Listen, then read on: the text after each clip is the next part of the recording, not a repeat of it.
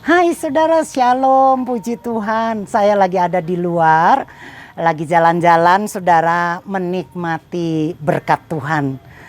Ya, kesehatan tentunya, keberkatan, saya boleh berjalan-jalan, menikmati apa yang Tuhan telah ciptakan dengan pemandangan yang luar biasa. Orang bilang saya lagi menikmati hidup saudara. Nah, saya teringat ada catatan saudara, seseorang yang menulis bagaimana manusia menghabiskan hidupnya selama 70 tahun. Ternyata dia menghabiskan waktunya pada waktu dia berusia sampai 70 tahun. Ternyata dia habiskan waktu untuk tidur itu sampai 23 tahun. Saudara. Artinya kalau dia berusia 70 tahun, saudara, satu hari kan manusia pada umumnya tidur 8 jam. Satu hari 24 jam. Artinya sepertiga dari satu hari itu dihabiskan untuk tidur. Nah, bila dia berusia 70 tahun, maka butuh waktu 23 tahun. Itu habis untuk tidur. Selain itu, saudara, ya dicatat untuk bekerja, dihabiskan 16 tahun untuk nonton. Ya, atau pegang HP 8 tahun, untuk makan dan minum 6 tahun, untuk jalan-jalan 6 tahun, untuk santai 4,5 tahun, sakit 4 tahun, berpakaian 2 tahun. Tapi saudara, menarik, untuk beribadah itu hanya menghabiskan waktu kalau dia berusia 70 tahun hanya 6 bulan. Jadi ternyata kalau kita berusia sampai 70 tahun, waktu yang dihabiskan oleh kita itu banyaknya hanya untuk tidur 23 tahun. Tapi untuk ibadah hanya 6 bulan. Padahal kalau dipikir ya saudara ya, bayangkan hidup ini kan pemberian Tuhan, anugerah dari Tuhan.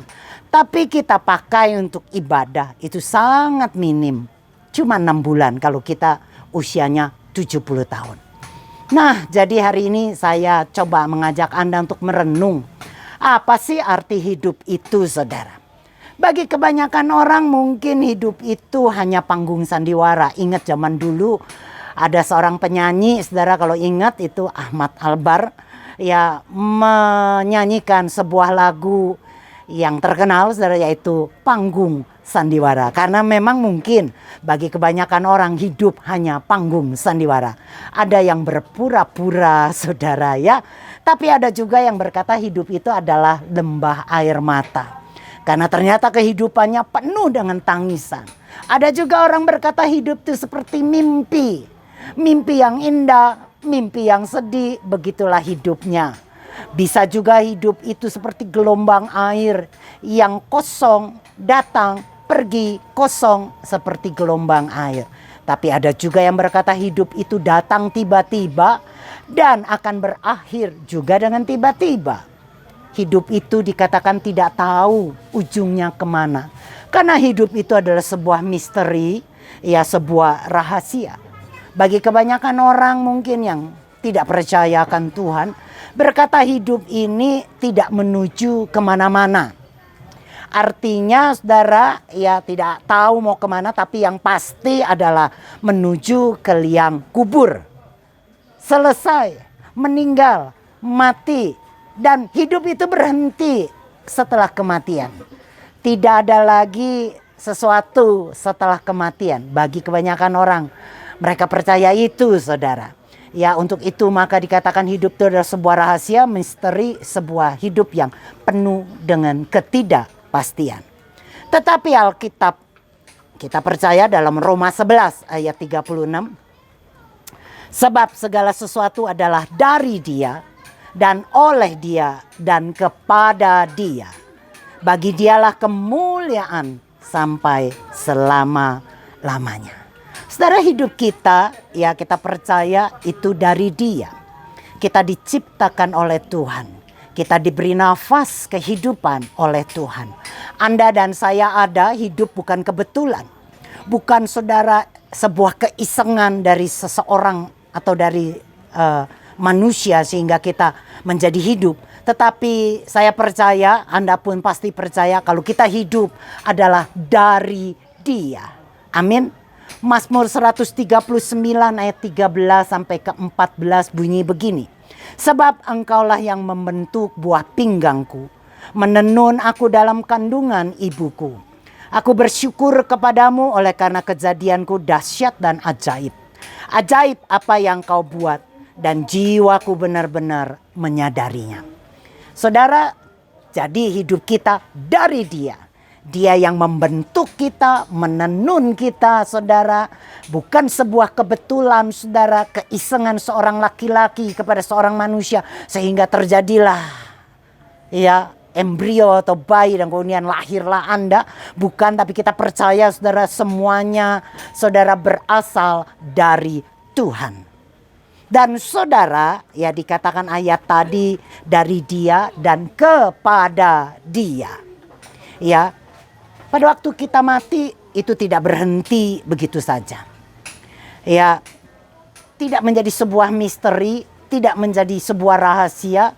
Karena saya percaya Anda dan saya yang percaya akan Tuhan Yesus tahu mau kemana saudara. Karena Dia, ya karena Dia saudara. Dikatakan Yesus tahu harus kemana. Yohanes 16 ayat 5. Saudara, Yohanes 16 ayat 5 dikatakan begini saudara. Tapi sekarang aku pergi kepada Dia yang telah mengutus aku dan tiada seorang pun di antara kamu yang bertanya kepadaku, kemana engkau pergi? Sedangkan di ayat yang ke-10-nya, akan kebenaran karena aku pergi kepada Bapa dan kamu tidak melihat aku lagi. Saudara, jadi kita percaya pada waktu kita meninggal kita tahu kepada siapa kita pergi. Bukanlah sebuah rahasia, bukanlah sebuah misteri. Tapi saya percaya, saya khususnya percaya, saya tahu saya mau kemana, kepada siapa saya akan pergi saudara. Dikatakan saudara, Yesus tahu Dia pergi kepada Bapa. Ada tujuan yang jelas dan pasti. Tahu kemana kaki ini kita sedang melangkah kemana. Kita tidak akan pernah berhenti atau berbelok di tengah jalan sehingga nyasar saudara. Ya karena kita sudah punya peta atau road map. Sebuah peta jalannya yang sudah pasti, yang sudah jelas. Sehingga kepada siapa kita akan pulang, kepada siapa kita akan pergi. Jelas seperti Yesus katakan, kepada Bapa Dia pergi. Amin. Saya berharap Anda juga punya kepastian kepada Tuhan kita akan pergi. Nah saudara, ya jadi menurut saya hidup ini tadi dikatakan dari Dia, kepada Dia, dan oleh Dia. Ya, oleh Dia.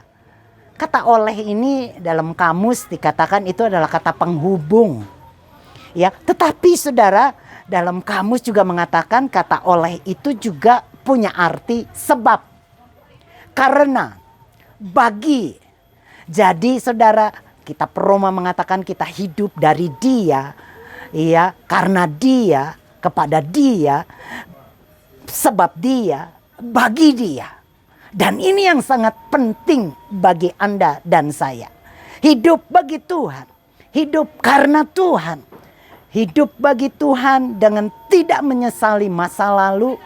Juga saudara dengan tidak mengkhawatirkan masa depan. Karena itu saudara dikatakan oleh Dia. Kita hidup oleh Dia. Kisah Lazarus menjelaskan ini. Dalam Yohanes pasal 11 ayat 21.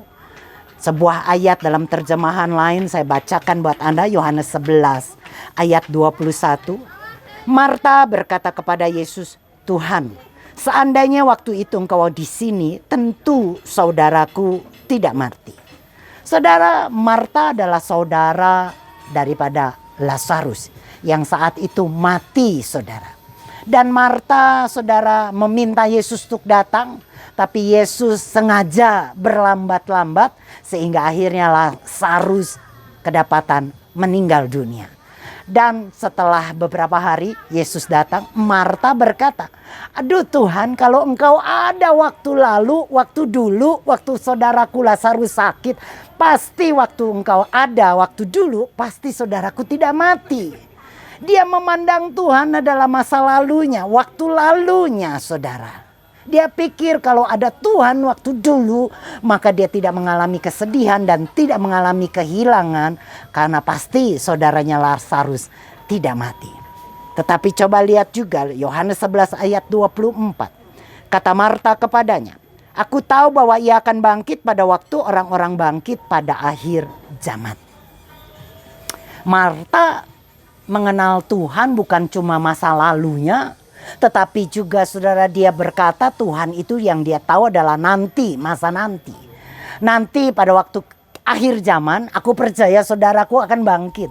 Nanti, kemudian, padahal saudara, ya, Yesus Tuhanmu dan Tuhanku bukanlah Tuhan masa lalu atau Tuhan masa depan. Lihat Yohanes 11 ayat 25 dikatakan saudara, dia adalah kebangkitan. I am saudara. Dia adalah now. Kalau kita mengerti dari tenses bahasa Inggris itu tidak memakai kata masa lampau, tenses masa lampau atau tenses future saudara akan datang, tetapi dia memakai kata tenses sekarang, now. Jadi saudara, Tuhan yang Anda dan saya kenal bukanlah Tuhan masa lalu atau Tuhan masa depan, tapi Tuhan masa ini. Dalam hidup kita seringkali berkata, dulu saya itu sehat, tapi sekarang saya penyakitan. Dulu saya kaya tapi ditipu sana sini jadi miskin. Dulu saya sabar makanya diinjak-injak orang. Dulu murah hati. Dulu saya setia, maka sering dikhianati.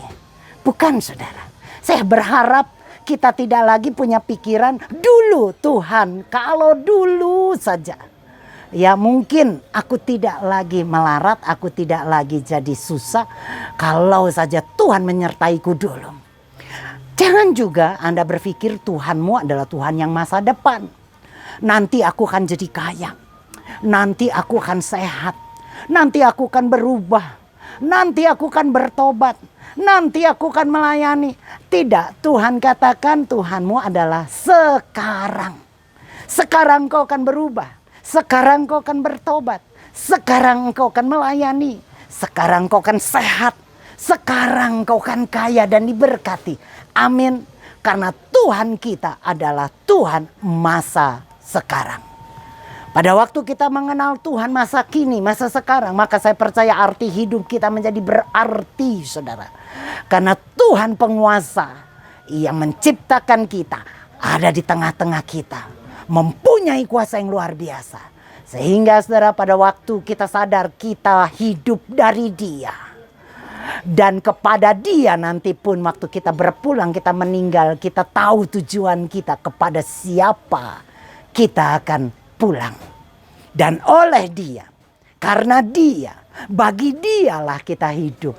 Anda dan saya hidup bukan bagi diri kita, bukan karena kita saudara, tapi biarlah hidup kita bagi Tuhan. Dan jangan buat itu nanti, saudara, nantilah tunggu saya sudah sehat dulu, nantilah saya sudah kaya dulu baru saya mau melayani, nantilah setelah persoalan kaya saya sudah selesai baru saya mulai melayani, atau saya mau berubah, saya mau bertobat nanti. Bukan, saudara. Tapi saya berharap sekarang, ambil waktumu sekarang, karena Tuhan ada di depan pintumu. Tuhan ada di depanmu, mengetuk hatimu untuk engkau mengerti kalau Dia adalah Tuhan masa kini yang menyertai engkau sampai ke akhir zaman, yang memberikan engkau kehidupan dari awalnya, dan nanti pun pada waktu kita meninggal, kepada Dia kita juga akan berpulang. Amin. Saya berharap Anda menikmati hidup sekarang. Jangan pernah pikiran nanti, setelah nanti tua, setelah nanti baru saya mau menikmati. Tidak. Tapi Tuhan katakan, nikmati Tuhan sekarang. Nikmati hidup sekarang. Nikmati keberkatan Tuhan sekarang. Amin. Shalom bagi Anda dari daerah di mana saya lagi sedang menginap. Saya mengatakan damai sejahtera, shalom bagi Anda semua. Haleluya.